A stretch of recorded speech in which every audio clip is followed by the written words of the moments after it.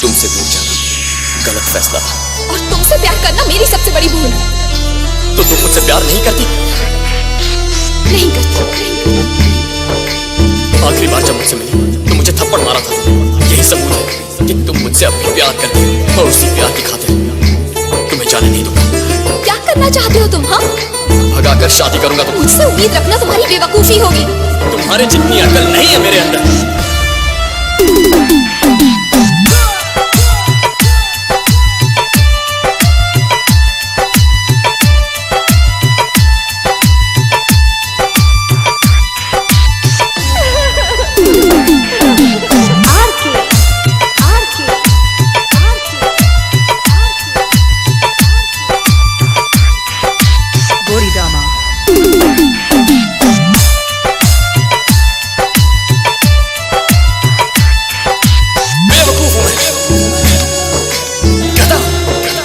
तुम्हारे लिए जो फीलिंग्स थी उन्हें समझने में वक्त लग गया।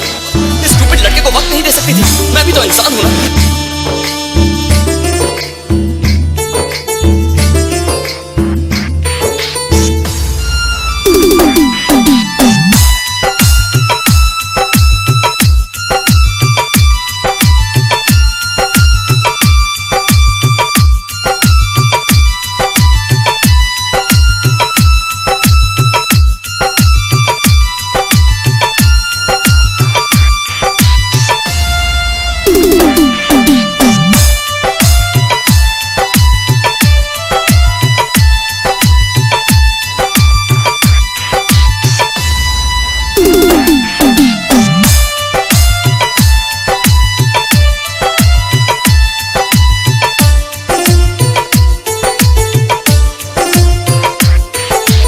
कभी किसी से जुदाई का जिक्र ना करना, इस दिल से कभी रुसवाई मत करना।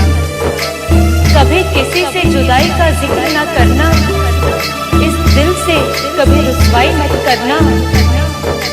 जब दिल भर जाए हमारे रिश्ते से तो बता देना, ना कहकर बेवफाई मत करना।